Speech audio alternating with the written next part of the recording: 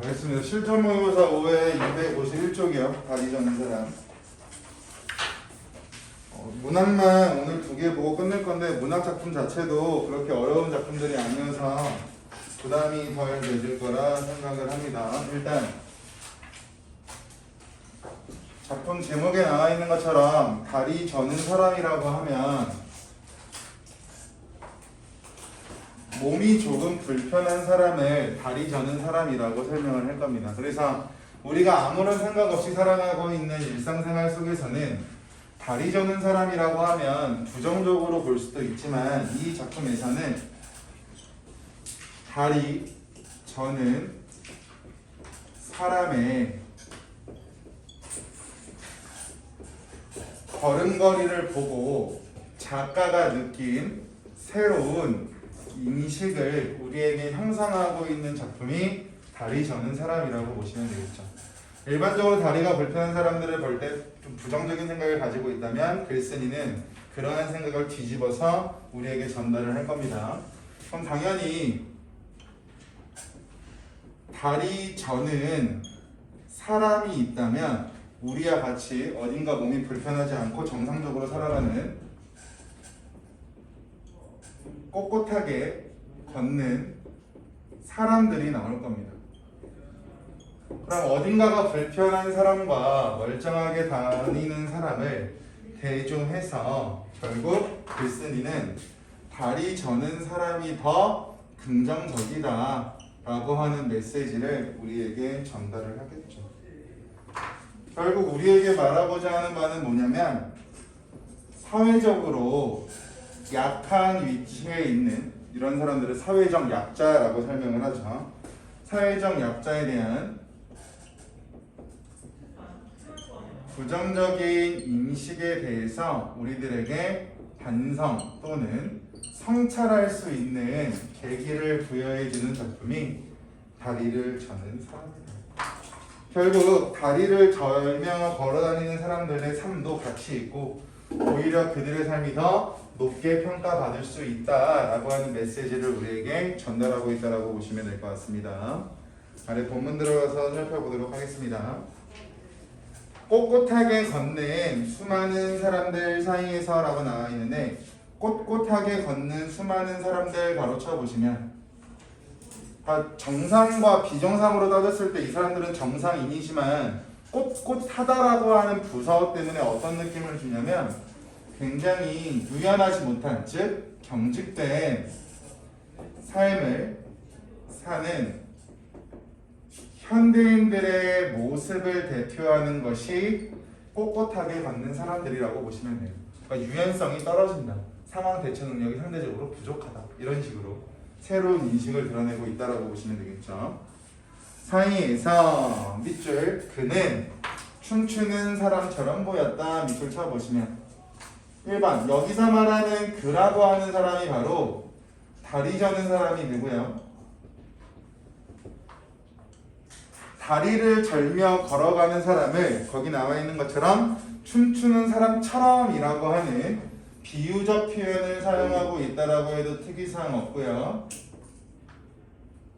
3번 단순히 걷는 것이 아니라 춤을 추는 것과 같은 움직임이 드러난다라고 하는 부분에서 굉장히 생동감이 많이 느껴진다라고 설명할 수가 있겠죠. 그럼 어떠한 대상을 보고 생동감이 많이 느껴진다. 어떤 대상을 보고 춤추는 것처럼 움직인다라고 하는 이 측면을 바탕으로 화자는 그라고 하는 사람에 대한 긍정적인 인식을 가지고 있다라고 설명해도 특이사항은 없을 거고요. 그럼 여기서 가장 중요하게 봐야 되는 게 다리 저는 사람이기 때문에 다리 저는 사람의 포커스를 맞춰서 보시면 좋을 것 같습니다. 그럼 이제 다리 저는 사람이 어떻게 움직이는지를 우리에게 보여줘야 되겠죠. 한 걸음이라고 하는 부분 앞에 가로 열어보시면 한 걸음 옮길 때마다 그는 앉았다 일어서듯 다리를 구부렸고 그때마다 윗몸은 반쯤 쓰러졌다 일어났다 가로 닫아보시면 즉 다리 저는 사람의 모습을 구체적으로 묘사하고 있다라고 설명해도 특이사항은 없겠죠.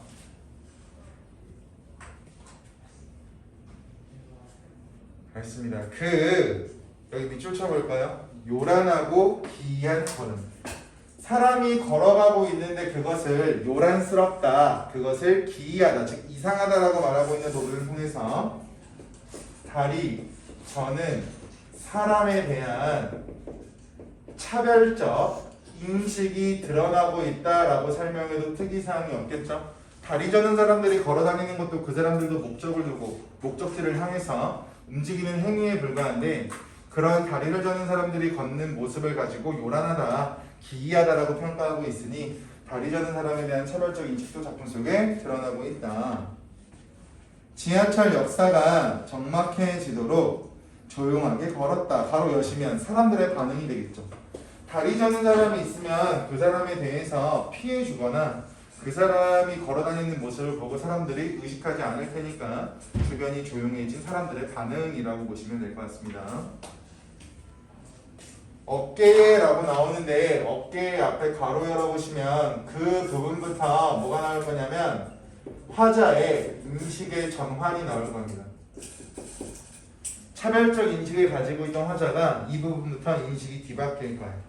즉 어떻게 바뀔 거냐면 다리를 저는 사람들을 가지고 부정적으로 보고 있었던 화자가 지금 가로 연 부분부터 시작해서 다리 저는 사람들이 굉장히 생명력이 있고 역동적이다 라고 표현하면서 화자의 인식이 전환되는 부분을 우리에게 전달을 해줄 겁니다. 볼게요. 어깨에 매달린 가방도 함께 소리 죽여 힘차게 흔들렸다. 거기 함께라는 글자 잠깐 밑줄 쳐볼래? 함께라고 하는 말이 나오면 일반적으로 이렇게 해석할 수도 있어요. 공동체 의식. 혼자, 즉 개인이라는 의미가 아니라 더불어라는 의미가 들어가 있기 때문에 사람과 사람 간의 관계가 나올 때 함께라고 하는 키워드가 나오면 공동체 의식이 드러난다라고도 볼 수 있기 때문에 이 부분 좀 알고 계시면 좋을 것 같습니다. 함께 소리 죽여 힘차게 흔들렸다. 못 걷는 다리 하나를 위하여 온몸이 다리가 되어 흔들어주고 있었다. 바로 닫아보시면 여기서 말하고 싶은 건 뭐냐면 내가 오른쪽 다리가 불편하다라고 가정했을 때 왼쪽 다리와 상체가 오른쪽 다리의 불편함을 같이 분담하면서 걸어가고 있다라고 하는 측면을 통해서 다리를 저는 사람들의 모습은 다양한 요소들이 함께 도와주며 해결해 나가고 있는 생명력과 역동성이 드러난다라고도 볼 수 있대요. 이어서 갈게요. 사람들은 여기서 말하는 사람들 세모 쳐보시면요. 꼿꼿하게 걷는 사람들입니다. 꼿꼿하게 걷는 사람들은 밑줄 모두 기둥이 되어 우람하게 서 있는데 기둥이라고 하는 건 곧은 상태로 굳어져 있는 상태니까 앞에서 나와 있는 것처럼 경직된 모습을 드러내고 있다라고 하는 것도 특이사항이 없겠죠. 우람하게 서 있는데 그 빽빽한 기둥 사이를, 즉 멀쩡한 사람들 사이를 그만, 여기서 말하는 그라고 하는 사람은 다리 저는 사람이 되겠죠. 다리를 절고 있는 그만 홀로 팔랑팔랑 지나가고 있었다. 팔랑팔랑 바로 쳐보시면 팔랑팔랑이라고 하는 걸 우리 뭐라고 하냐면 음성상징어라고 설명을 하죠. 그 음성상징어 중에서도 여기서 말하는 팔랑팔랑이라고 하는 건 의태어라고 설명합니다. 모습과 모양을 나타내는 말. 근데 우리가 알고 있는 것처럼 음성상징어를 사용하면 생동감을 부여한다라고 하는 기본 효과는 머릿속에 기억하고 계셔야 되고, 다리 저는 사람들의 모습을 통해서 표현하고 싶은 건 아까 위에서 말했던 생명력과 역동성이기 때문에 음성상징어인 팔랑팔랑을 통해 생동감, 생명력, 역동성을 드러내고 있다라고 설명해도 특이사항은 없겠죠. 그만 홀로 팔랑팔랑 지나가고 있었다. 그럼 여기서 아까 봤던 다리 저는 사람과 꼿꼿하게 걷는 사람들을 지금 대비하고 있다라고 설명하는 건 특이사항 없을 거고, 마지막 세 개 행 묶어보실까요? 마지막 세 개 행을 묶어보시면 어디부터냐면요, 사람들은부터 지나가고 있었다. 이 부분을 어떻게 설명하냐면 이렇게도 설명할 수 있는 부분이 있어요. 영화에서 사용하는 영화의 스틸컷이라고 하는 촬영 기법을 활용하였다라고 말하는 사람도 있는데 이게 무슨 말이냐면 다리, 저는, 사람, 그라고 나오는 대상 있죠. 만 움직임을 가져가고 나머지 요소는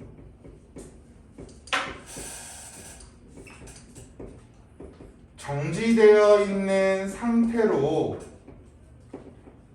묘사하는 것을 영화에서 사용하는 스틸컷이라고 설명을 한대요. 그래서 시이지만 영화에서 사용하는 촬영 기법까지 접목되고 있다라고 하는 부분을 여러분들이 한 번쯤 보시면 좋을 것 같아서 말씀을 드렸습니다. 그 다음 두 번째 작품 갈게요. 납작 박수근 화법을 위하여라고 하는 작품인데요. 얘는 고등학교 2학년 문학교과서에 나오는 작품 중에 하나입니다. 비상교과서에 나오는 작품 중에 하나인데 이게 나오면 매번 나오는 포인트가 있거든요. 어떤 포인트가 있냐면 미술이라고 하는 것을 우리가 예술 분야라고 설명을 할 겁니다. 박수근이라고 하는 사람은 미술가거든요. 화가. 즉 이 박수근이라고 하는 미술가가 창작한 예술작품을 보고 시라고 하는 문학 갈래로 변화시켜 사용하였다라고 해서 갈래 변용이라고 하는 측면에서 자주 나오는 작품이 납작 박수근 화법을 위하여라는 작품이에요. 미술 작품이 문학 작품으로 어떻게 형상화되었는가? 이렇게 하나의 갈래를 다른 갈래로 바꿨을 때 항상 나올 수 있는 문제 유형은 뭐냐면 기본 틀이 있습니다. 박수근이라고 하는 미술가의 화법이 작품 속에 어떻게 형상화가 되어 있는가를 모든 문제에서 자주 물어봐요. 왜냐하면 작가가 오로지 자신의 생각을 가지고 상상력을 발휘해서 창작한 것이 아니라 다른 사람의 작품을 바탕으로 봤기 때문에 마치 기존 작품과 변화를 준 작품에 비교를 하는 문제처럼 형상화가 된다는 거죠. 그러니까 여기서 이게 가장 중요한 게 뭐냐면 박수근이라고 하는 사람은 일반적으로 서민들의 삶을 주로 소재로 활용했다라고 하는 특징을 가지고 있어요. 서민들의 삶. 그럼 박수근 화법이 그린, 박수근 화가가 그린 미술 작품에 나오는 서민들의 삶이 우리가 보게 될 납작 박수근 화법을 위하여서 어떻게 형상화가 되어 있는지, 어떻게 적용이 되어 있는지를 알고 계셔야 되고, 또 그림이라고 하는 건 인물들이 어떻게 그려져 있을 거냐면 평면적으로 그려져 있을 거야. 입체적으로 묘사가 안 되겠죠. 3D처럼 그림이니까. 그러면 인물을 평면적으로 그린 것이 작품 속에 어떻게 형상화가 되어 있는가. 그리고 박수근이라고 하는 미술가는요, 대상을 자세하고 복잡하게 그리기보다는 자기가 그리고자 하는 대상을 극도로 단순하고 그리고 명료하게 그렸대요. 그러면 예술작품에, 문학작품에, 시라고 하는 문학작품에 이러한 박수근 화법의 스타일이 어떻게 녹아져 있는지를 구분하면서 보시고 주제 파악하시면 특정한 갈래에 있던 작품을 다른 갈래로 바꿨을 때 어떠한 공통점과 차이점이 있는지, 그리고 기존 작품을 바탕으로 활용했을 때 작가가 말하고자 하는 바가 무엇인지까지 여러분들이 서술할 수가 있을 것 같습니다. 그럼 결국 서민들의 삶을 주로 그린 작가가 박수근이라고 하는 사람이라고 했으니까 여기 나오는 작품들도, 작품 속도, 시에서도 서민들의 삶에 대한 작가의 연민이 녹아서 있겠죠. 서민들의 삶이라고 하는 건 당연히 쉽지만은 않을 겁니다. 가난할 수도 있을 거고요. 먹고 살 걱정도 해야 되고요. 이래저래 스트레스도 많이 받겠죠. 그러면서 하루살이처럼 하루하루 살아가는 사람들의 삶에 대한 연민을 드러내기 위해서 서민들의 삶에 주목했던 박수근의 화법을 그대로 가지고 왔다 라고 봐요.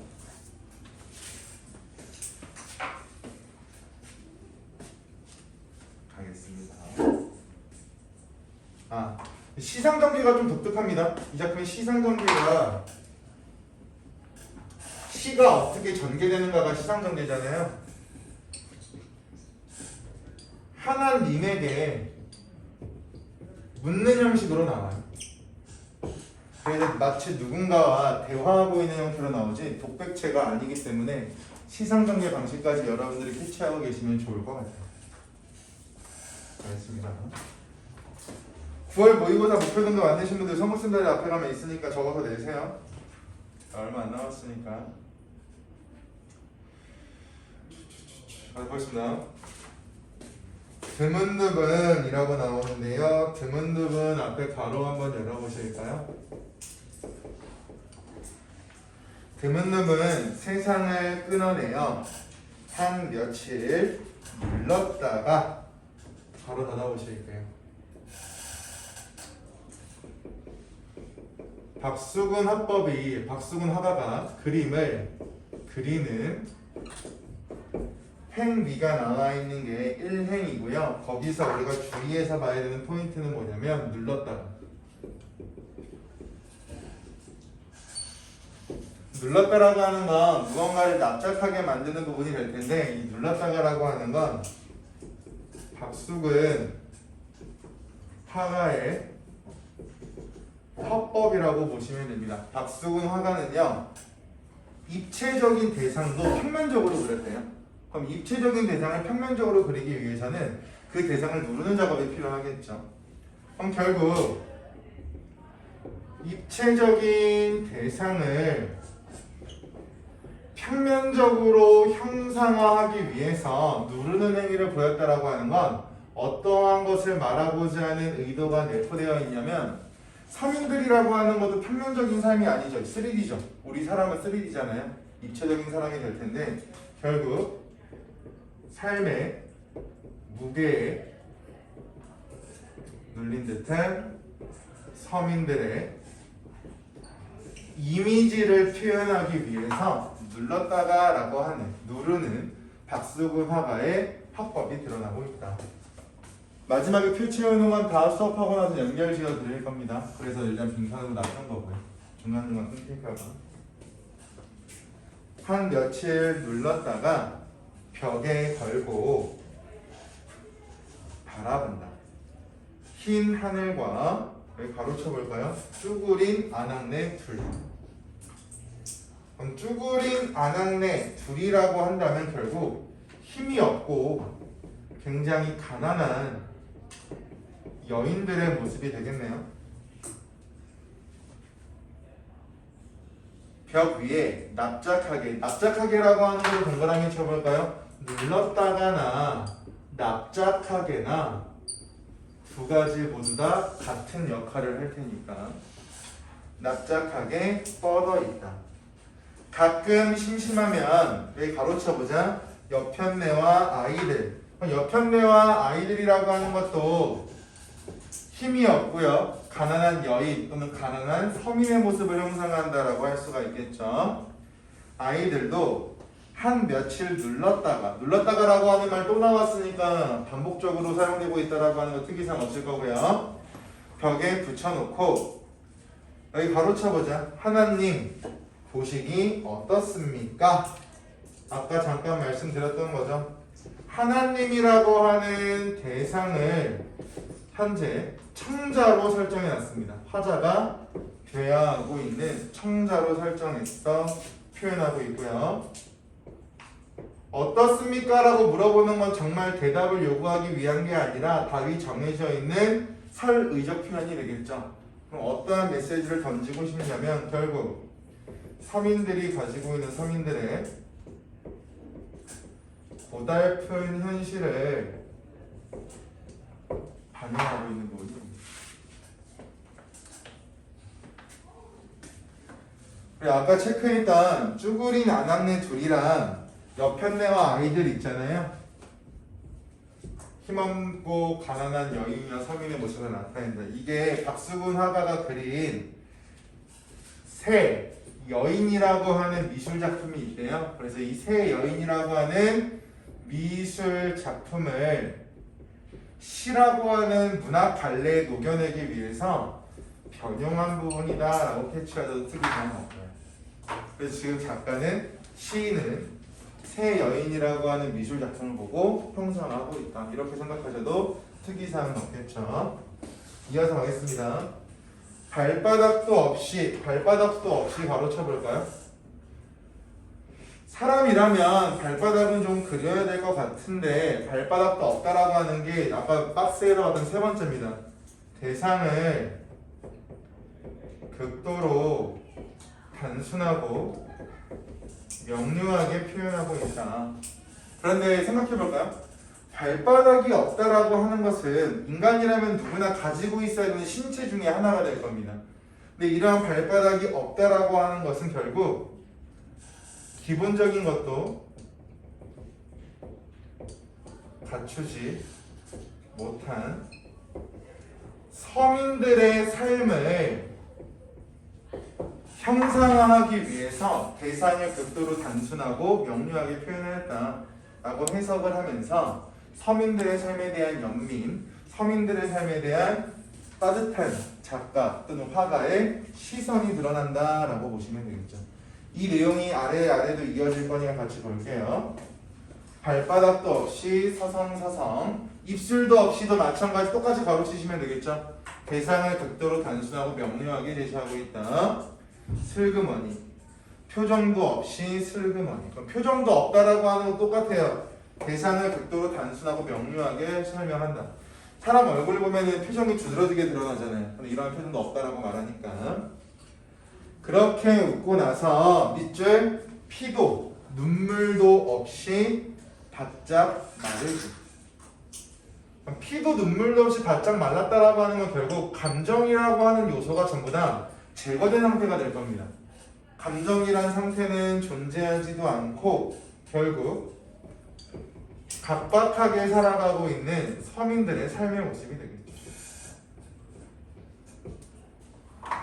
생각해보세요. 내가 먹고 살기가 굉장히 힘든 상황이라면 감정 소비라고 하는 행위 자체를 지양할 거야. 먹고 살기도 바쁜데 내가 좋아하는 걸 즐기고 내가 싫어하는 걸 기피하고, 먹고 살기가 힘들면 내가 싫어하는 직업이라도 내가 하겠죠. 그런 부분들을 형성하고 있다고 보시면 되겠죠. 그리고 드디어 납작해진 천지 만물을 한 줄에 꿰어놓고 가히 없이 한없이 펄렁펄렁 가로쳐 보실까요? 여기 나와 있는 펄렁펄렁이라고 하는 것도 가에 나와 있는 것처럼 음성상징어가 될 거고 그 중에서 의태어가 될 겁니다. 음성상징어를 사용하면 기본적으로 생동감을 준다라고 했지만 여기서는 작품 분위기상 생동감이라고 하는 키워드랑은 좀 연관성이 떨어지겠죠. 그러니까 앞에 나와 있는 걸 생각해 볼까요? 가히 없이 한없이 펄렁펄렁 거린다라고 하는 건 결국 의지도 없고 살아갈 방향도 잃은 상태에서 세상사에 휘둘리며 살아가는 서민들의 삶에 대한 애처로움 또는 연민을 부각하기 위한 장치로 음성상징어를 사용하고 있다라고 보시면 됩니다. 그래서 음성상징어라고 하는 게 공식처럼 행동감, 역동성을 주는 건 맞지만 작품의 분위기에 따라서 어떠한 특정 상황과 특정 장면을 부각하기 위한 용도도 있으니까 긍정적인 작품, 밝은 작품에서 주는 긍정적인 의미와 조금은 어둡고 연민이나 부정적으로 드러나는 작품에서 음성상징어의 효과는 구분지어서 좀 여러 번 보시면 좋을 것 같아요. 마지막 또 한 번 물어봅니다. 하나님 보시니 마땅합니까? 밑줄 쳐보시면 아까랑 똑같습니다. 1번은 하나님을 창자로 설정한다. 2번 마땅한지 마땅하지 않은지를 물어보는 것이 아니라 이미 답이 정해져 있겠죠? 서리적 표현이 될 거고 3번 고달프게 살아가는 서민들에 대한 이 사람들 좀 어떻게 해주세요 라고 하는 화자 또는 작가의 메시지가 담겨져 있을 테니까 서민들에 대한 연민이 드러나 있을 거고, 하지만 서민들이 이렇게 안타깝게 또는 불쌍하게 살아가고 있는 건 현실 때문이야 라고 하는 의미가 내포되어서 부당한 현실에 대한 화자의 비판적 의도까지 내포되어 있을 수 있기 때문에 그 부분까지 여러분들이 보시면 좋을 것 같습니다. 결국 그 작품 자체가 낯설거나 어렵진 않은데 이 부분과 관련해서 생각을 해야 될 것들이 있어서 말씀을 잠깐 드렸습니다. 일단 아까 첫 번째 도입부에서 그려드린 박스에서는 대상을 극도로 단순하고 명료하게 표현한다는 아까 말씀드렸던 세 부분 있죠? 가로친 부분, 발바닥도 없이, 그리고 입술도 없이, 표정도 없이, 거기가 대상을 극도로 단순하고 명료하게 보여주고 있다라고 보시면 되고요. 서민들의 삶 또는 서민들의 일상을 그리고 있다라고 하는 부분은 어디냐면 여기요. 힘없고 가난한 여인, 가난한 서민이라고 체크했던 부분 있죠? 쭈구린 아낙네 둘, 1년에 있어요. 1년에 3회. 쭈구린 아낙네 둘, 그리고 그 아래 팽 여편네와 아이들, 그 두 부분이 서민들의 삶을 소재로 삼고 있는 박수근화법의 그림이 작품 속에 형상화되어 있는 부분이라고 보시면 될 것 같습니다. 인물들을 평면적으로 그려내고 있는 부분은 좀 많아요. 그래서 그냥 앞에 키워드만 좀 잡아드리면 드문 부분부터 눌렀다가 1년에 나와 있는 부분이죠. 그래서 도입부에 봤던 거. 그리고 벽 위에 납작하게 뻗어 있다라고 말하는 부분. 적기 귀찮으시면 형광펜으로 색칠해 놓으셔도 되고요. 그 다음에 한 며칠 벽에 눌렀다가 붙여놓고라고 나와 있는 부분 있죠. 박수근화법이 실제로 그림 그릴 때 이렇게 그렸답니다. 그리고 피도 눈물도 없이 바짝 마르기 라고 하는 부분, 그 천지 만물을 한 줄에 꿰어놓고까지가 인물을 평면적으로 그리기 위한 박수근화법에 드러난 부분들이라고 인지하시면 크게 특이사항은 없으실 것 같습니다. 내용 자체가 어려운 건 아니지만 생각을 조금은 해야 되는 문제라고 보시면 좋을 것 같고요. 가겠습니다. 21번 문제입니다.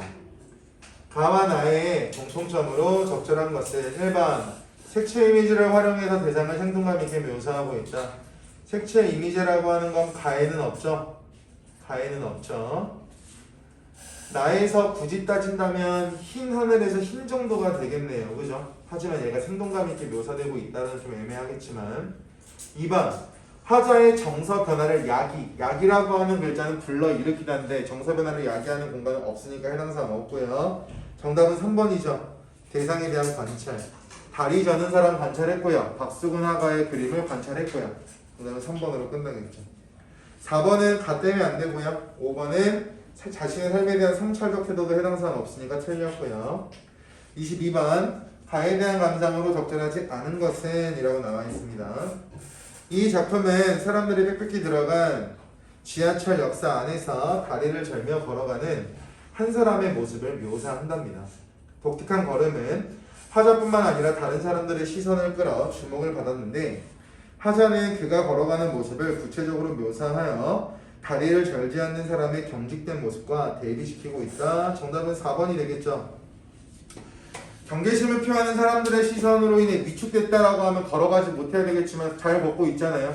위축됐다라고 설명하는 것 자체는 연관성이 없을 거고. 1번 춤추는 사람처럼 보인 모습은 앉았다 일어서듯 다리를 구부렸고 그때마다 윗몸은 반쯤 쓰러졌다 일어났다로 위축 구체화라고 하는 건 바로 이거 묘사라고 적어보시면 어떠한 행위나 어떠한 대상을 묘사하면 구체화할 수 있다라고 하는 효과를 가지고 옵니다. 2번 대비되고 있다라고 하는 건 특이사항 없을 테니까 넘어갈게요. 3번 지하철 역사가 적막해진다라고 하는 건 다리 저는 사람이 오면 우리가 좀 피한다라고 하죠.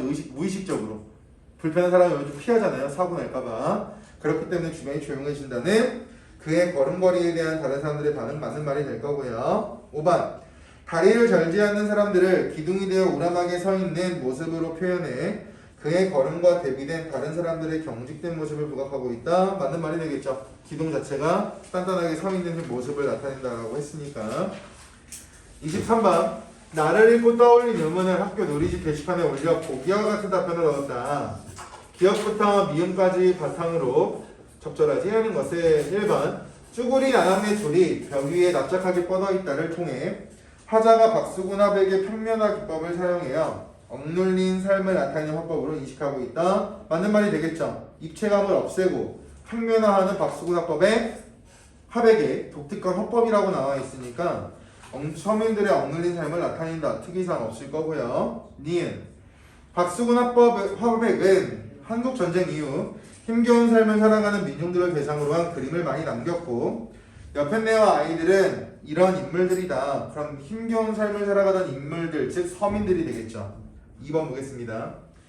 여펜네와 아이들을 주목한 것은 고단한 삶 속에서도 희망을 잃지 않는, 희망을 잃었는지 희망이 있는지를 판단할 수 있는 작품 속에 근거는 없죠. 해당 사항 없고요. 또 현실 극복에 대한 염원도 드러나지 않기 때문에 정답은 2번으로 끝나겠죠.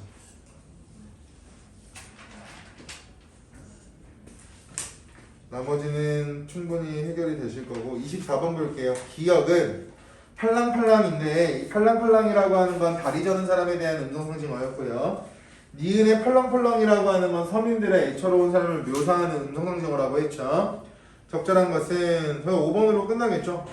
대상에 대한 생명력, 삶에 대한 애처로움을 부각하는 음성상징어입니다. 그래서 하나의 음성상징어가 쓰였다, 비슷한 음성상징어가 쓰였다고 한들 모든 내용이 똑같이 맞물리는 것은 아니니까 작품의 분위기까지 고려해서 살펴봐야 된다가 오늘 우리가 배울 수 있는 교훈 중에 하나가 되겠죠. 그 다음 256쪽 보기사 가겠습니다. 그래서 월급반은 내일 비문학 하나 화목반 수업하고 영상 올라가면 그것만 보시면 돼요. 그러면은 다 털고 끝나는 거니까 그 부분 생각하시면 될 것 같고.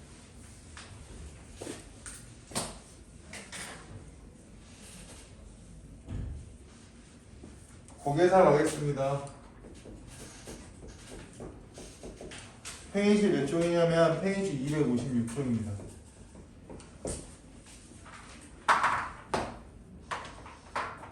이게요. 고개사라고 하는 작품은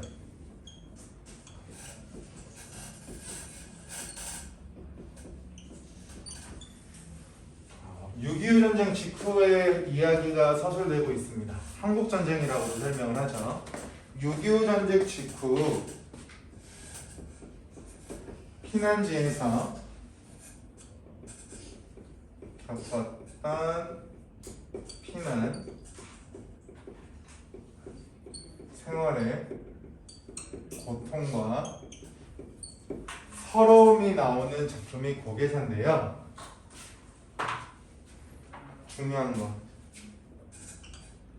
작가가 직접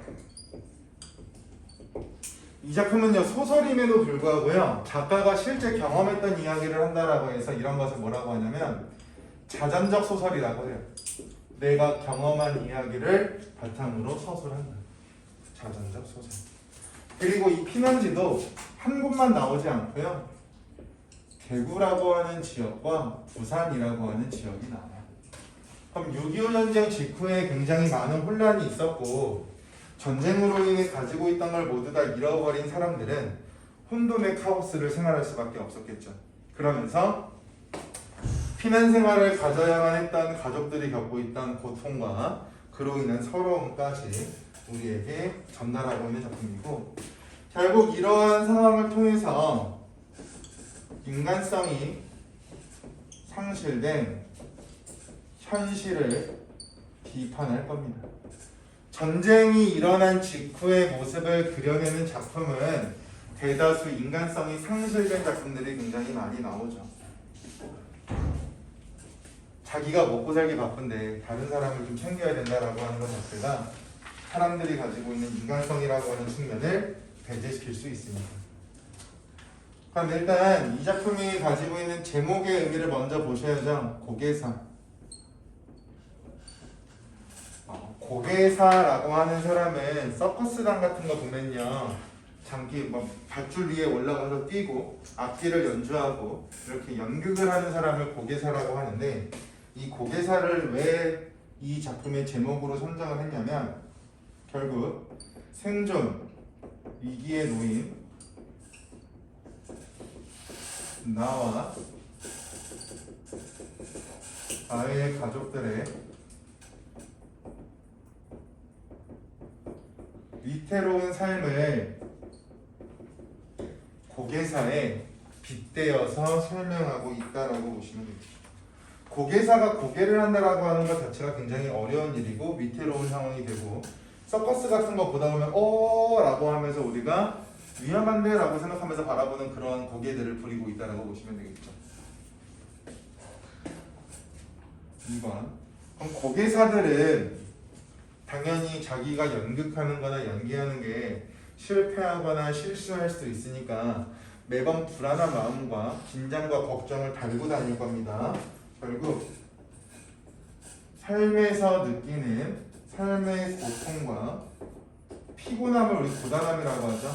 고단함을 지고 사는 한 가족의 대장, 가장의 인생을 비유적으로 표현하였다라고 보기도 하고요.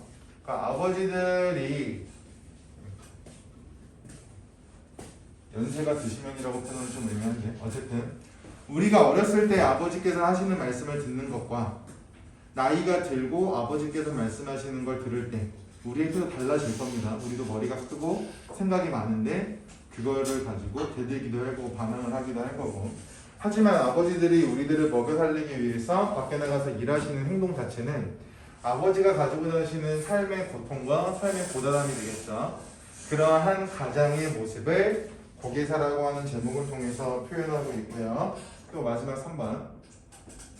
이런 불편함과 위험 요소를 가지고 있지만 고개사들은 자기가 해야 될 고개라고 하는 행동 자체를 계속 끊임없이 이어서 나갈 겁니다.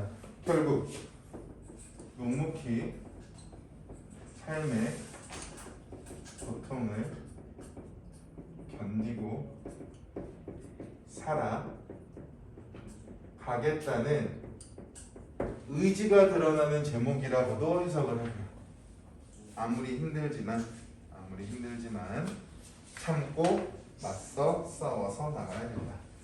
그래서 이 작품은 단순하게 부정적으로 끝난다라고 보시면 안 되고요. 의지적인 자세가 드러난다까지 여러분들이 생각을 하고 접근하시면 좋을 것 같습니다. 이 작품의 인물관계도 잠깐 보실게요. 일단 대구에서 일하는 어떠한 변호사의 집에서 머물다가 가고요. 피난지가 대구 부산이라고 했잖아요. 그리고 대구에 있다가 부산에 있는 부산 변호사의 집으로 피난지를 옮깁니다. 그럼 피난지를 옮긴다라고 하는 건 특정 장소에서 좀 불편함이 있었다라고 보시면 되는데, 나의 가족은 어떻게 구성되냐면 나라고 하는 사람은 교사예요. 선생님이라고 하는 직업을 가지고 있고, 나의 와이프는요 옷장사를 합니다. 오늘날로 따지면 동대문이 제일 큰 옷장사 계열이니까 동대문과 같은 데서 옷장사 한다고 보시면 되고요. 아이들이 있어요. 자식이 되겠죠. 이 아이들도 전쟁 직후에 먹고 살기가 너무 힘드니까 뭐 하냐면 미군들에게 물건을 팔아요.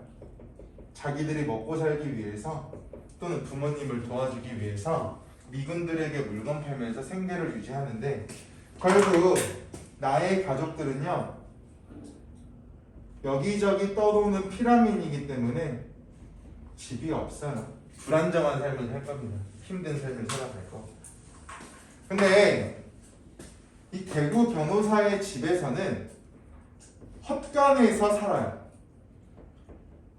헛간이라고 하는 건 창고와 같은 개념이라고 봐도 되고요. 동물들이 거처하고 있는 그런 동물이 숙식이라고 생각하면 안 되겠죠. 동물들이 살고 있는 공간, 거기를 헛간이라고도 부르기도 하고요. 결국 환경 자체가 굉장히 열악하고 낙후되어 있는 강원에서 이 일개 가족이 살고 있었는데, 대구 변호사 집에서 주인 역할을 하고 있던 노파라는 늙은 할머니가 구박하고요. 쫓아내요.